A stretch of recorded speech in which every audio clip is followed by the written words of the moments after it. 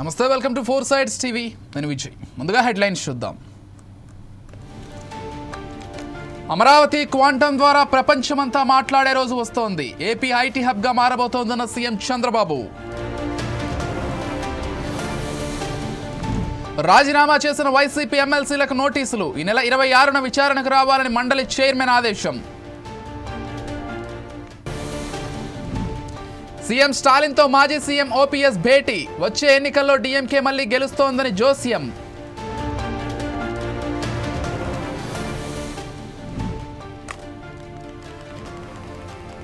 Delhi AI సదస్సులో youth Congress నిరసనలు. Bharat America డీల్ను నిరసిస్తూ ఆందోళనలు. హైదరాబాద్ ఎల్బీనగర్ చట్నీస్ హోటల్లో బ్లాస్ట్. ఇడ్లీ స్టీమర్ పేలడంతో ముగ్గురికి గాయాలు.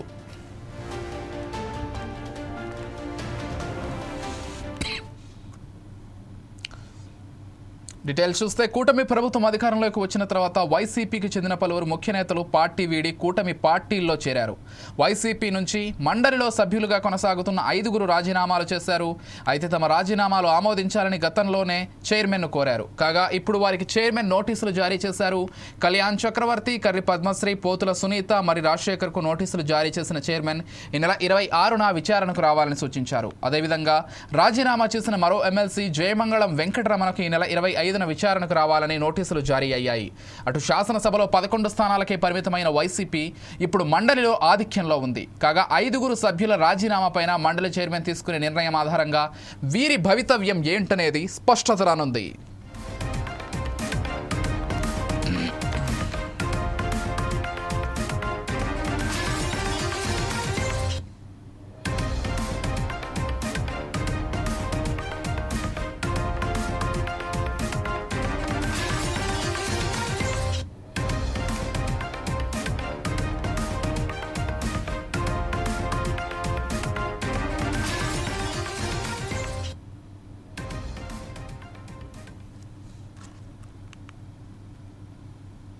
వైసీపీ ఎమ్మెల్సీ అనంతబాబు డ్రైవర్ హత్య కేసులో దాఖలైన పిటిషన్పై సుప్రీంకోర్టులో విచారణ జరిగింది. సీజేఐ జస్టిస్ సూర్యకాంత్ ధర్మాసనం ఈ కేసును విచారించింది. నవంబర్ 18లోపు విచారణ పూర్తి చేయాలని ట్రయల్ కోర్టును ఆదేశించింది. ఆనాడు ఎమ్మెల్సీ అనంతబాబుతో పోలీసులు కుమ్మక్కయ్యారని సుప్రీంకోర్టు ఆగ్రహం వ్యక్తం చేసింది. డిఫాల్ట్ బెయిల్ వచ్చేలోగా ఛార్జ్షీట్ దాఖలు చేశారని ధర్మాసనం వ్యాఖ్యానించింది. అప్పట్లో తప్పు చేసిన పోలీసులపై ప్రస్తుత ప్రభుత్వం ఎందుకు చర్యలు తీసుకోలేదని ప్రశ్నించింది. డీజీపీ, ఎస్పీలు ఏం చేస్తున్నారని సీజేఐ జస్టిస్ సూర్యకాంత్ ధర్మాసనం నిలదీసింది. కేసు ట్రయల్ కోసం హైకోర్టు సీనియర్ న్యాయాధికారిని నియమించాలని ఆదేశించింది. రోజువారీ విచారణ జరిగేలా చూడాలని పేర్కొంది. మార్చి 31 లోపు ప్రత్యేక జ్యుడిషియల్ అధికారిని నియమించాలని హైకోర్టుకు సూచించింది. హైకోర్టు ఈ కేసులో జోక్యం చేసుకుని అడ్డంకులు సృష్టించొద్దని పేర్కొంది. నిందితుడితో పోలీసులు ఇప్పటికీ చట్టాపట్టాలేసుకుని తిరుగుతున్నట్లుందని ధర్మాసనం వ్యాఖ్యానించింది. తదుపరి దర్యాప్తు చేయడం రాకపోతే సీబీఐకి కేసును అప్పగించాల్సి వస్తుందని సీజేఐ హెచ్చరించింది.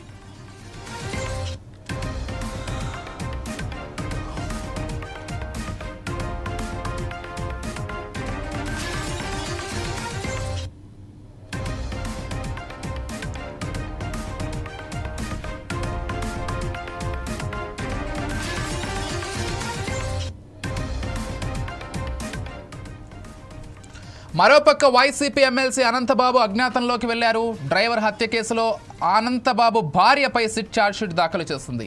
ఈ నేపథ్యంలోనే గన్మెన్లు, వ్యక్తిగత సిబ్బంది లేకుండా మండలి నుంచి ఆయన అర్ధాంతరంగా వెళ్లిపోయారు.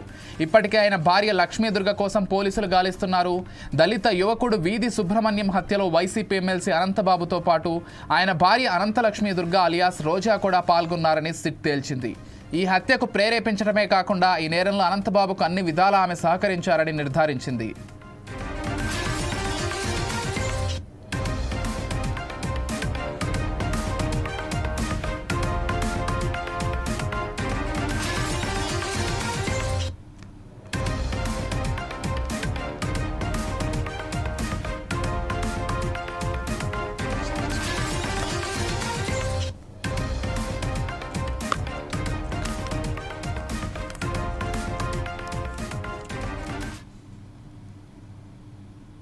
హైదరాబాద్ ఎల్బీ నగర్లోని చట్నీస్ హోటల్లో పేలుడు జరిగింది. భారీ శబ్దానికి కస్టమర్లు పరుగులు తీశారు. ఈ ఘటనలో 3 హోటల్ సిబ్బందికి గాయాలయ్యాయి. క్షతగాత్రులను ఆసుపత్రికి తరలించి చికిత్స అందిస్తున్నారు. ఇడ్లీ స్టీమర్లో పేలుడు సంభవించినట్లు తెలుస్తోంది. సమాచారం తెలుసుకున్న ఎల్బీ నగర్ పోలీసులు ఘటనా స్థలానికి చేరుకుని సహాయక చర్యలు చేపట్టారు. అధిక వేడి కారణంగానే స్టీమర్ పేలిపోయినట్లు పోలీసులు ప్రాథమికంగా అంచనాకు వచ్చారు. పోలీసులు, హైడ్రా సిబ్బంది, బాంబు స్క్వాడ్ బృందాలు పేలుడు సంభవించిన కిచెన్ను పరిశీలించాయి. ఇడ్లీ స్టీమర్ వేడెక్కడంతోనే పేలుడు సంభవించిందా, ఇంకేమైనా కారణాలున్నాయా అనే కోణంలో పోలీసులు దర్యాప్తు చేస్తున్నారు. తీసుకొచ్చేసాం సార్. ఇప్పుడు ఎంతమంది దెబ్బలు తగిలినాయి? ఒకరికి ఇద్దరికి తగిలింది. 3-4 కనబడుతున్నారు. 3 అంటే చిన్న చిన్నదని. తలకాయ కూడా బాగానే అయింది కదా అంతా. తీసుకొచ్చేసాం. ఎక్కడ వాళ్ళంతా ఎక్కడ వాళ్ళు? మా వాళ్ళు స్టాఫేనా? చట్నీ స్టాఫ్. ఎప్పటి నుంచి చేస్తున్నారు? మీ పేరు? నా పేరు శ్రీను. మీ వర్క్ ఏంటి? కిచెన్లో అంటే కిచెన్లో ఏం చేస్తారు? ఏదైనా చేస్తాం. అక్కడ చూసుకుంటారు, వర్క్ చేస్తారు. చిన్న డ్యామేజ్ లాగా తీసుకొచ్చేసాం సార్. ఇప్పుడు ఎంతమంది దెబ్బలు తగిలినాయి? ఒకరికి ఇద్దరికి తగిలింది. 3-4 కనబడుతున్నారు. 3 అంటే చిన్న చిన్నదని. తలకాయ కూడా బాగానే అయింది కదా అంతా. తీసుకొచ్చేసాం. ఎక్కడ వాళ్ళంతా ఎక్కడ వాళ్ళు? మా వాళ్ళు స్టాఫేనా? చట్నీ స్టాఫ్. ఎప్పటి నుంచి చేస్తున్నారు? మీ ఢిల్లీలో జరుగుతున్న ఇండియా ఏఐ ఇంపాక్ట్ సమ్మిట్లో ఏపీ సీఎం చంద్రబాబు పాల్గొన్నారు. ఈ సదస్సులో ఐబీఎం సహా వివిధ ప్రముఖ సంస్థలతో సీఎం చంద్రబాబు సమక్షంలో రాష్ట్ర ప్రభుత్వం ఒప్పందాలు కుదుర్చుకుంది. ఏపీలో క్వాంటమ్ ఏఐ రంగాల్లో నైపుణ్యాభివృద్ధి, మౌలిక వస్తువుల అభివృద్ధి కల్పించే దిశగా 7 ఒప్పందాలు కుదిరాయి. ఏపీని క్వాంటమ్ ఏఐ హబ్గా తీర్చిదిద్దడం, అమరావతిలోని క్వాంటమ్ వ్యాలీకి జాతీయ, అంతర్జాతీయ స్థాయి గుర్తింపు తెచ్చేలా MOUలు జరిగాయి. క్వాంటమ్ ఏఐలో సెంటర్ ఆఫ్ ఎక్సలెన్స్ ఏర్పాటు చేసేందుకు యునైటెడ్ నేషన్స్ ఇంటర్నేషనల్ కంప్యూటింగ్ సెంటర్తో రాష్ట్ర ప్రభుత్వం ఒప్పందం కుదుర్చుకుంది. ఇందులో భాగంగా అమరావతి క్వాంటమ్ వ్యాలీలో ఈ ఏడాది చివరి నాటికి ఏఐ క్వాంటమ్ ఎక్సలెన్స్ సెంటర్ను ఏర్పాటు చేయనున్నారు. Amaravati centric. First time quantum computer we have launched there. As on today, all of us are talking Silicon Valley. Tomorrow people are going to talk all over the world Quantum Valley, that is Andhra Pradesh, that is in Amaravati. If you name, yesterday Google chief has announced Google is investing $15 billion in Visakhapatnam. AI and also data center 1 gigawatt. Now so many companies are coming to stock data centers in Visakhapatnam. Visakhapatnam is going to become data hub and also connecting sea cable to different parts of the world, particularly USA and other parts. Now in Amaravati we have started quantum computing. Now another 2 years time we are going to produce quantum computers also. That ecosystem we are emerging. Now you name anything. Historically, if you see, governments are lagging behind. Today our Honorable Prime Minister is leading. When a policy maker of the nation will have a passion to do things, then automatically it will happen. That is the order of the day today. Even in Andhra Pradesh, we are having all my government historical records. It is online. Current data we are updating regularly. We are integrating central government, state government data. India is having a unique advantage, Aadhaar, is UID. Any identification real time you can do anywhere in the country. That is the biggest advantage. Now we have seen UPI. Now we are number 1 in digital transactions in the world. We have masterized that also. Now if you can go next level AI, we can do wonders. Nizamabad corporation మేయర్గా BC బిడ్డకు బాధ్యతలు అప్పగించామని, అభివృద్ధిలో Congress mark ఖచ్చితంగా చూపిస్తామన్నారు మంత్రి పొన్నం ప్రభాకర్. జిల్లా కేంద్రంలోని నగరపాలక సంస్థ కార్యాలయంలో కూరగాయల ఉమారాణి మేయర్గా బాధ్యతలు స్వీకరించారు. ఈ కార్యక్రమానికి పీసీసీ అధ్యక్షుడు మహేష్ కుమార్ గౌడ్, ప్రభుత్వ సలహాదారు షబ్బీర్ అలీ, రూరల్ ఎమ్మెల్యే భూపత్ రెడ్డి హాజరయ్యారు. అలాగే టీపీసీసీ మహేష్ కుమార్ గౌడ్ మాట్లాడుతూ నిజామాబాద్ అభివృద్ధిపై సీఎం రేవంత్ రెడ్డి ప్రత్యేక దృష్టి సారించారు. ఇన్ఛార్జ్ మంత్రి ఉత్తమ్ కుమార్ రెడ్డి అభివృద్ధి కోసం నిధుల బాధ్యతను తీసుకున్నారని పేర్కొన్నారు.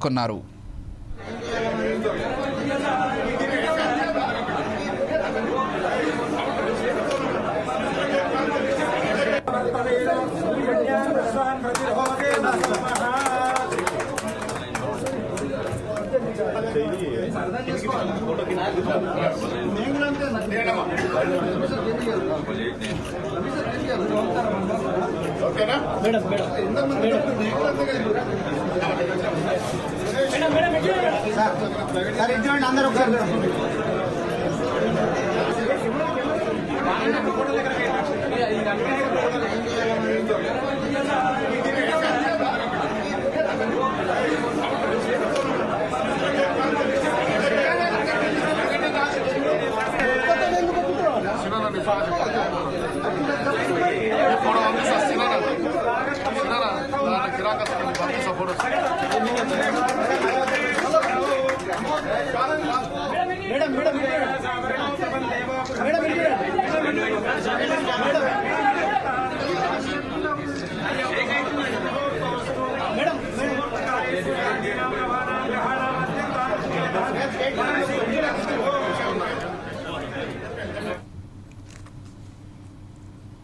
ఢిల్లీలోని భారత్ మండపంలో జరుగుతున్న ఏఐ ఇంపాక్ట్ సమ్మిట్లో యూత్ కాంగ్రెస్ నేతలు ఆందోళన చేపట్టారు.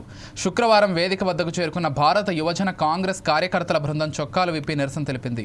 మోదీ, ట్రంప్ చిత్రాలున్న టీషర్ట్లతో అర్ధనగ్నంగా హాల్ నెంబర్ 5లోకి ప్రవేశించిన కార్యకర్తలు ప్రధాని మోదీకి వ్యతిరేకంగా నినాదాలు చేశారు. భారత్ అమెరికా వాణిజ్య ఒప్పందాన్ని నిరసిస్తూ వారు ఆందోళన చేపట్టడంతో సమ్మిట్లో గందరగోళ పరిస్థితులు నెలకొన్నాయి. వెంటనే అప్రమత్తమైన ఢిల్లీ పోలీసులు నిరసనకారులను అరెస్ట్ చేశారు. వీరి ఆందోళన వల్ల సదస్సుకు కొంత సమయం పాటు అంతరాయం కలిగినట్లు నిర్వాహకులు తెలిపారు.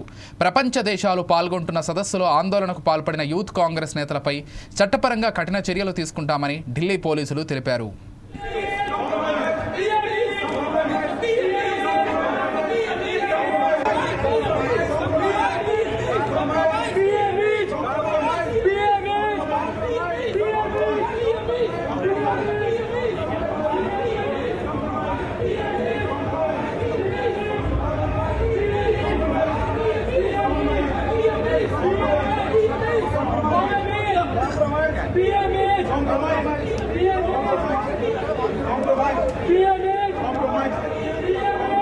इंडिया की इज्जत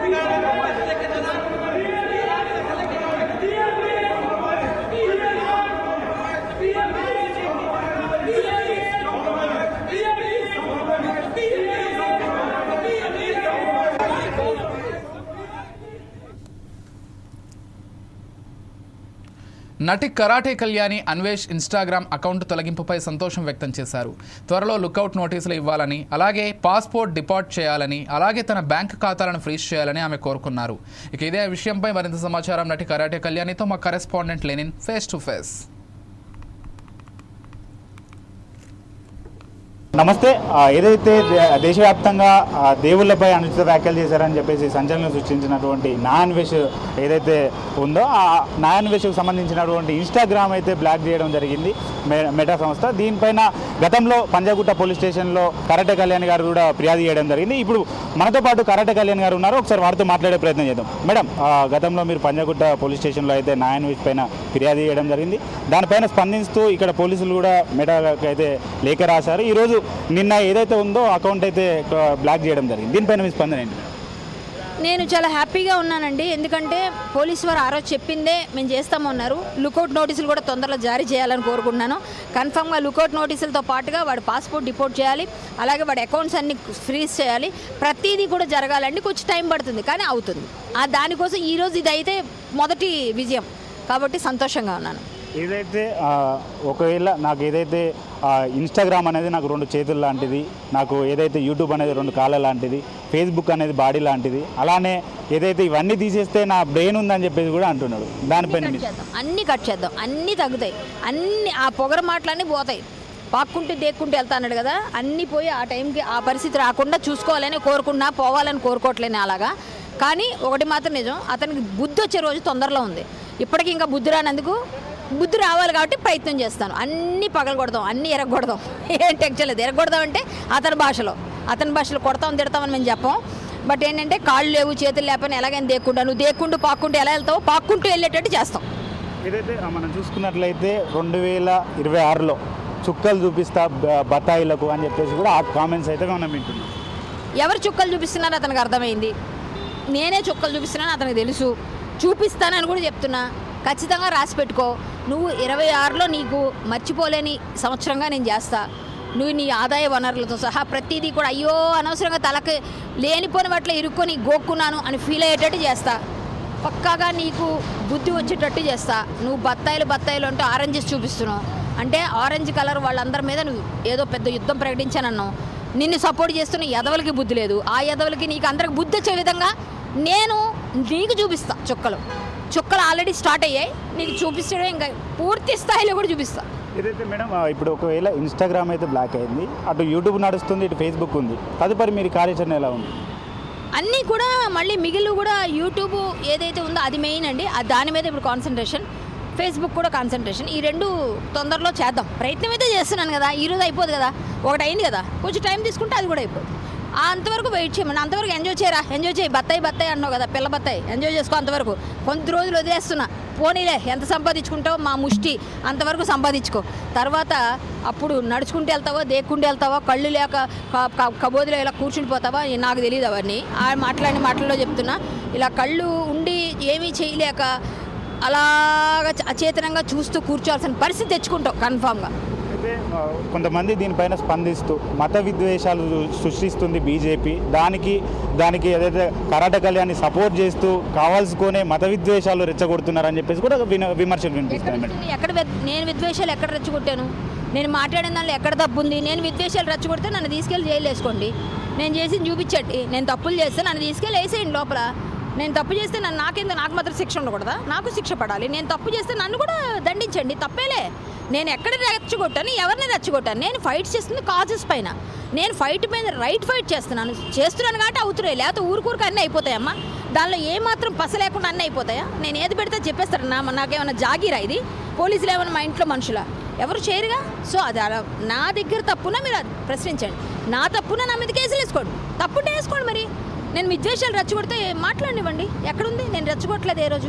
నేను పని చేస్తా. నన్ను ఎవడనంటే ఆయన పట్టుకుని క్లియర్గా చదువుతాను.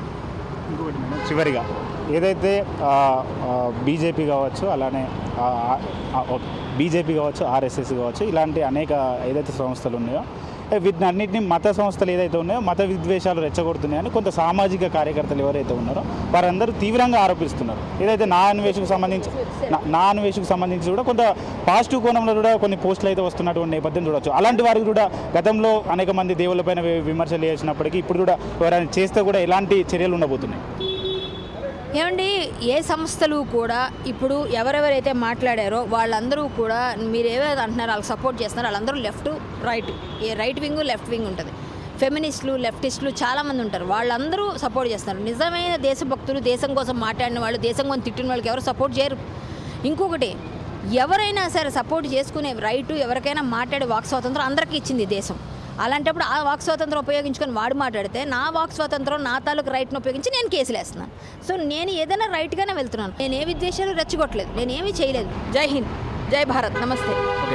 చూశారు కదా, ఏదైతే తదుపరి కార్యాచరణ అయితే తీసుకుంటామో ఖచ్చితంగా నాన్ వెజ్ అనేక ఏదైతే ఇన్స్టాగ్రామ్ అయితే బ్యాన్ అయింది, అలానే ఫేస్బుక్ కావచ్చు, యూట్యూబ్ కావచ్చు, అనేక ఏదైతే తనకున్నటువంటి సోషల్ మీడియా ప్లాట్ఫామ్స్ బ్యాన్ అయ్యే వరకు మా పోరాటం ఆగదు. ఖచ్చితంగా ఈడ్చుకొచ్చి ఇక్కడ జైల్లో వేస్తామని చెప్పేసి కూడా ఏదైతే కళ్యాణ్ అయితే మనతో చెప్పడం జరిగింది. చూస్తూనే ఉండండి 4 టీవీ. నమస్తే. వరంగల్ పర్యటనలో భాగంగా బీఆర్ఎస్ నేత మాజీ మంత్రి హరీష్ రావు దేవన్నపేటలోని దేవాదుల పంప్ హౌస్ 3ని పరిశీలించారు. అనంతరం మీడియాతో మాట్లాడుతూ కాంగ్రెస్ ప్రభుత్వంపై తీవ్ర విమర్శలు చేశారు. పంప్ హౌస్ 3 మోటార్లు పనిచేయట్లేదని పేర్కొన్నారు. గతేడాది మార్చి 18న మోటార్లు స్టార్ట్ చేస్తామని కాంగ్రెస్ మంత్రులు మాట్లాడారన్నారు. కానీ అది జరగలేదన్నారు. మోటార్లు ఆన్ చేయకపోవడం వల్ల 65,000 ఎకరాలు ఎండిపోయాయని హరీష్ రావు ఆరోపించారు. మరోవైపు కాంగ్రెస్ ప్రభుత్వం రైతుల పాలిట శాపంగా మారిందని హరీష్ రావు దుయ్యబట్టారు. మీరు 2 పంటలకు రైతు బంధులు ఎగ్గొట్టారన్నారు. యూరియా ఇవ్వక రైతులు గోసపడుతున్నారన్నారు. రైతు బంధు మొన్న ఏమన్నారు? రైతు బంధును 1 జనవరికి కొత్త సంవత్సరం కానుక ఇస్తున్నాం రైతు బంధు అన్నారు. సంక్రాంతి పండుగకి ఇస్తున్నారు రైతు బంధు అన్నారు. ఎలక్షన్లు అయ్యేటప్పుడు ఎలక్షన్ కాగానే 17వ తారీఖే రైతు బంధు కోడ్ ఉన్నది, కోడ్ అయిపోగానే 17వ తారీఖే రైతు బంధు వేస్తామన్నారు. 20 తారీఖు వచ్చింది. కేసీఆర్ గారేమో నాట్లకు రైతు బంధు వేసిండు. ఇప్పుడు నాట్లు అయిపోయా, కలుపు అయిపోయా, బందోబస్తాలు వేస్తే పొట్టకొచ్చింది. ఇంకెప్పుడు ఇస్తావు రైతు బంధు? ఇంకెప్పుడు ఇస్తావు? ఇప్పటికే 2 రైతు బంధులు ఎగ్గొట్టినావు. 4 రైతు బంధువులకు 2 ఎగ్గొట్టినావు, 2 ఇచ్చినావు. ఇప్పుడు 5వది. ఇది కూడా ఇస్తావా? ఎగబెడతావా? ఇంకెప్పుడు ఇస్తావు? ఎందుకు ఆలస్యం? కరోనాలో కూడా కేసీఆర్ గారు రైతు బంధు ఆపలే. నువ్వు ఎందుకు ఆపుతున్నావు? నువ్వు కాంట్రాక్టర్లకు మాత్రం 20,000 కోట్ల బిల్లులు ఇచ్చినావు. ఈ సంవత్సరం 20,000 కోట్లు కమిషన్ల కోసం బడా కాంట్రాక్టర్లకు బిల్లులు ఇచ్చినావు. బడా కాంట్రాక్టర్లకు బిల్లులు ఉంటాయి కానీ మా బక్కచిక్కిన రైతులకు రైతు బంధు వేయడానికి డబ్బులు లేవా నీ దగ్గర? ఎందుకు రైతులు అంటే చిన్న చూపు? ఎందుకు రైతు బంధు డబ్బులు ఇప్పటిదాకా వేయలేదు? ఫిబ్రవరి 20వ తారీఖు వస్తే కూడా రైతు బంధు రాదా? మొదలేసినవి మార్చిలో అయితే ఇక కోతలకే వస్తాయి. మరి పెట్టుబడికి ఇస్తావా, కోతలకి ఇస్తావా? పోయిన యాసంగికి సన్నవడ్లకు బోనస్ ఎగ్గొట్టినావు. మరి ఈ యాసంగికి సన్నవడ్లకు బోనస్ ఇస్తావా, ఇయ్యవా? ముందే చెప్పు.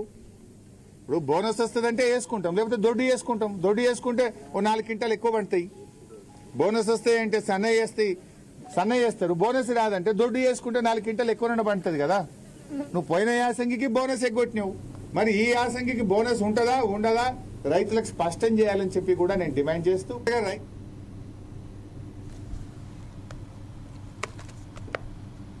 శ్రీశైలం ఆలయంలో లడ్డూలో కల్తీ జరిగిందన్నారు ఆలయ చైర్మన్ పోతుగంటి రమేష్ నాయుడు. అన్ని ఆలయాల్లో శ్రీశైల ఆలయాన్ని కూడా భ్రష్టు పట్టించారని ఆయన మండిపడ్డారు. వైసీపీ హయాంలో విజయ డైరీని తప్పించి రాజేష్ కార్పొరేషన్ ద్వారా కల్తీ నెయ్యి సప్లై జరిగిందన్నారు. తిరుమల, శ్రీశైలం లాగే శ్రీకాళహస్తి, విజయవాడ, దుర్గగుడి, అన్నవరం ఆలయాల్లో కూడా కల్తీ జరిగి ఉండొచ్చని అనుమానాలు వ్యక్తం చేశారు Ramesh. CM Chandrababu, deputy CM Pawan SIT ద్వారా దర్యాప్తు చేయించాలని ఆయన డిమాండ్ చేశారు.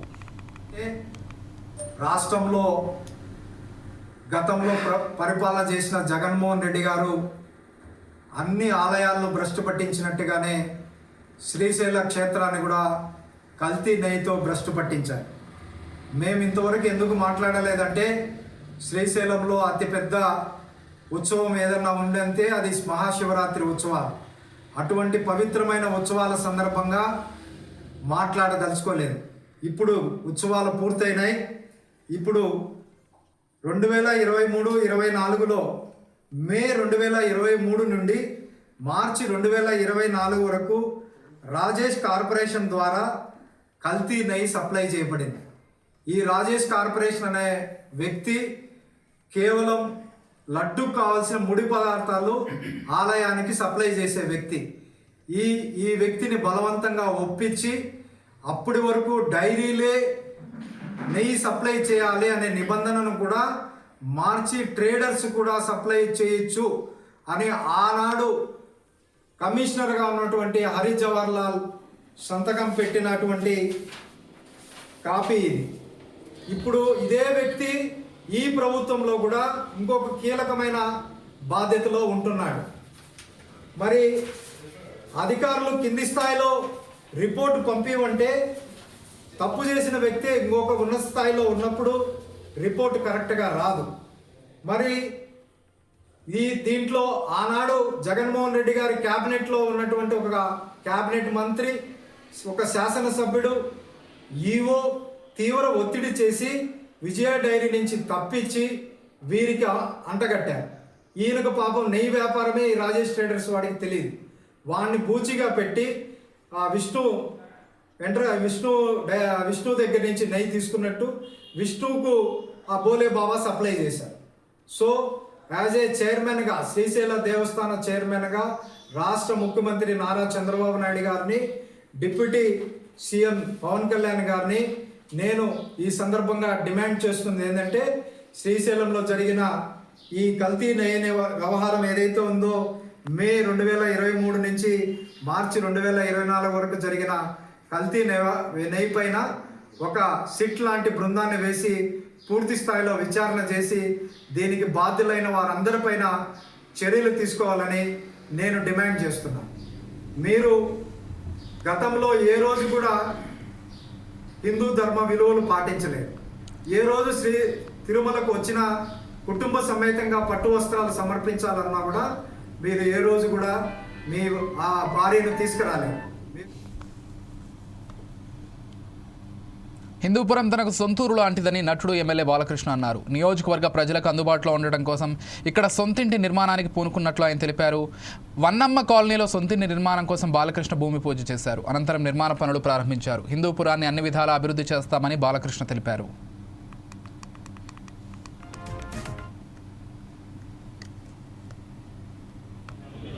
మనం నియోజకవర్గం ప్రజలందరికీ ఘనంగా అభివృద్ధి చేయాలి అన్న సంకల్పంతో ముందుకు దూసుకెళ్తున్నాం శరవేగంగా. మనం నియోజకవర్గం సేవలు అందించడానికి ఆయన 3 సార్లు, ఇప్పుడు 3వసారి మళ్ళీ ఇక్కడి నుంచి ఎన్నికయ్యే అలాగే సేవ చేసే భాగ్యం. అలా క్యాన్సర్ హాస్పిటల్ ద్వారా ఇప్పుడు ఇవాళ చూస్తే వాళ్ళ ప్రపంచంలోనే 1వ స్థానంలో ఉంది క్యాన్సర్. మరి దానికి వైద్యం అందించడం రోగులకు అందరికీ.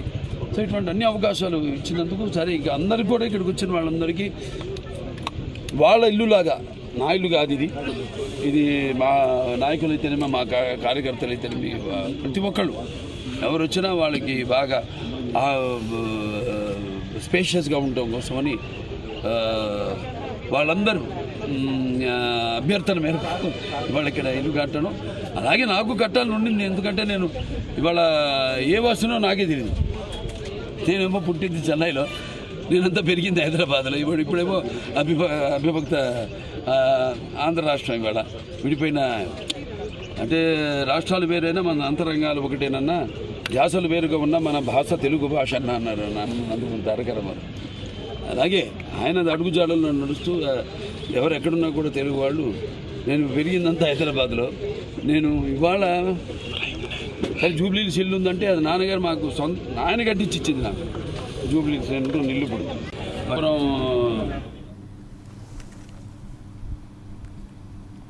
తమిళనాడులో ఎన్నికల దగ్గర పడుతున్న కొద్ది రాజకీయ ముఖ చిత్రం మారుతోంది. గతంలో డీఎంకే అన్నా డీఎంకేల మధ్య ఉన్న ద్విముఖ పోరు ఇప్పుడు యాక్టర్ విజయ్ పార్టీ టీవీకే ఎంట్రీతో త్రిముఖ పోరుగా మారింది. ఎన్నికల వేడిలో రాజకీయం హాట్గా మారింది. తాజాగా అన్నా డీఎంకే నుంచి బహిష్కరించబడిన మాజీ సీఎం ఓ పన్నీర్ సెల్వం డీఎంకే అధినేత సీఎం ఎంకే స్టాలిన్ను కలవడం సంచలనంగా మారింది.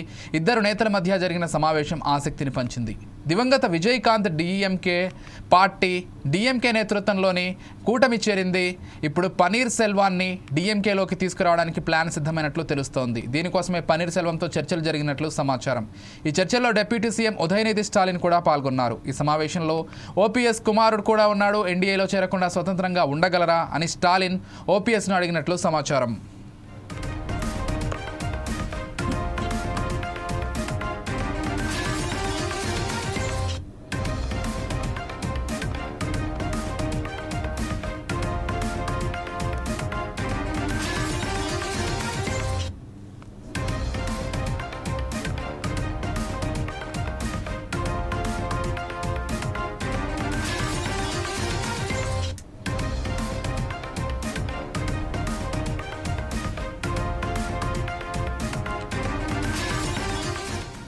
ఇదిలా ఉంటే ఓపీఎస్తో ఓవైపు చర్చలు జరుగుతున్న సందర్భంలోనే అన్నా డీఎంకే ఎమ్మెల్యే పి అయ్యప్పన్ అసెంబ్లీలో సంచలన వ్యాఖ్యలు చేశారు. స్టాలిన్ మళ్ళీ ముఖ్యమంత్రి అవుతారని అన్నారు. ఓపీఎస్ స్టాలిన్ సమావేశం తర్వాత ఈ వ్యాఖ్యలు రావడం గమనార్హం. ఎంజీఆర్, జయలలిత ఆశీస్సులు స్టాలిన్కు ఉన్నాయని ఎమ్మెల్యే ప్రశంసించారు.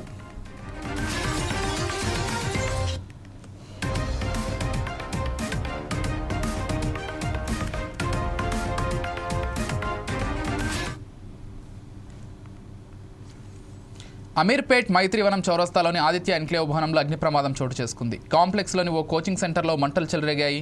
దీంతో పలువురు విద్యార్థులు అందులో చిక్కుకుపోయారు. అగ్నిమాపక సిబ్బంది ఘటనా స్థలానికి చేరుకుని మంటలను ఆర్పివేశారు. నిచ్చెన సాయంతో ఫైర్ సిబ్బంది 100 మందిని కిందికి దించారు. నీలగిరి బ్లాక్లోని షాపులను మూసివేయించారు. కోచింగ్ సెంటర్లోని విద్యార్థులను పంపించారు. దీనిపై మరింత సమాచారం ఏసీపీ రాఘవేంద్రరావుతో మా correspondent Lenin face to face.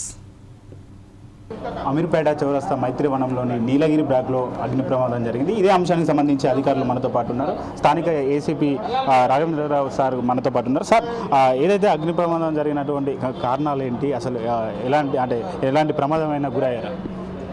ప్రమాదానికి కారణం షార్ట్ సర్క్యూట్. ఈ యొక్క నీలగిరి బ్లాక్ అమీర్పేట మెట్రో పక్కన ఉంటుంది. బిజీ సెంటర్ ఇది. ఈ పక్కన ఒక దగ్గర ఒక 5 to 6 ఫ్లోర్స్ బిల్డింగ్ ఇది. చాలా షాప్స్, తర్వాత పిల్లల కోచింగ్ ఇన్స్టిట్యూట్ కూడా ఉన్నాయి ఇక్కడ. ఇది మార్నింగ్ 10:15 to 10:30 మధ్యలో షార్ట్ సర్క్యూట్ వల్ల ఫైర్ యాక్సిడెంట్ అయింది. ఇమీడియట్గా షార్ట్ సర్క్యూట్ కాంగలోనే మాకు తెలవంగలోనే డైల్ 100 కాల్ రాంగలోనే మా ఇన్స్పెక్టరు మిగతా సిబ్బంది అంది కూడా మిగతా వాళ్ళతో కోఆర్డినేట్ చేసుకొని అందరినీ కూడా పిలిపించి ఫైర్ వాళ్ళు కూడా ఇమీడియట్గా రావడం జరిగింది. జిహెచ్ఎంసీ, ఫైర్, రెవెన్యూ, హైడ్రా అందరూ కూడా ఇమీడియట్గా వచ్చేసి ఫర్దర్గా ఎలాంటి అంటే ఆ ఫైర్ని ఫర్దర్గా వ్యాపించకుండా చేయడం జరిగింది. ఎక్కువ పొగ వ్యాపించి ఉండే ఆ పొగలో కూడా అందరినీ 150 మెంబర్స్ ఉండే పైన బిల్డింగ్లో వాళ్ళందరినీ కూడా రెస్క్యూ చేసాం. ఎవరికి కూడా ఎలాంటి ప్రమాదం జరగలేదు. అందరూ కూడా ఎలాంటి ఇష్యూస్ ఏం లేకుండా ఉంది. ప్రస్తుతం కంట్రోల్. ఎప్పుడు చూసినా రద్దీగా ఉండేటువంటి ప్రదేశం. ఇక్కడ అనేక మంది వస్తూ పోతూ ఉంటారు. అనేక ఇన్స్టిట్యూట్లు కూడా ఉన్నటువంటి నేపథ్యంలో ఇక్కడ జరిగినటువంటి ఫైర్ భయాందోళనకు గురయ్యే పరిస్థితులు కూడా ఉంటాయి. వాటిని అన్నింటినీ ఎలా అదుపులోకి తీసుకున్నారు? అంటే ఇమ్మీడియట్గా మనకి వీళ్ళు పబ్లిక్ కూడా కోఆర్డినేట్ చేశారు. వాళ్ళు కూడా మనకి ఎక్కడ కూడా కోఆపరేట్ చేయబట్టడం వల్ల అందరినీ వెళ్ళిపోమంటే ఎవరికి వాళ్ళు వెళ్ళిపోయారు. పబ్లిక్ కూడా ఇలాంటి టైంలో ప్యానిక్ కాకుండా, ప్యానిక్ వల్ల ఏమైందంటే ఒకళ్ళ మీద ఒకళ్ళు పడటం, తొక్కిసలాట జరిగే అవకాశం ఉంటే అలాంటిది లేకుండా డిపార్ట్మెంట్ వాళ్ళు మిగతా వాళ్ళు కూడా కోఆర్డినేట్ చేసి పబ్లిక్ సహకారంతో అందరినీ కూడా ఫస్ట్ బిల్డింగ్ నుంచి కింద పంపించి కింద నుంచి బయటకు పంపించడం జరిగింది. ఆ పొగ కూడా తర్వాత సబ్సైడ్ అయిపోయింది. అందువల్ల ఎవరికి ఎలాంటి ప్రమాదం జరగలేదు. దాదాపు ఈ బిల్డింగ్ చూసుకున్నట్లయితే స్టెప్స్ ఉంటాయి, కొంత రద్దీగా ఉండేటువంటి ప్రదేశం. వీళ్ళందరినీ ఎట్లా కాపాడే ప్రయత్నానికి ఎలాంటి చర్యలు తీసుకున్నారు? అంటే డిఫరెంట్ ఇట్లాంటి జరిగినప్పుడు ఒక మనం ఓన్లీ మెట్ల దారే కాకుండా డిఫరెంట్ ప్లేసెస్ ఏది మనం నిత్యం ద్వారా కొంతమందిని అట్లా తీసుకురావడం జరిగింది.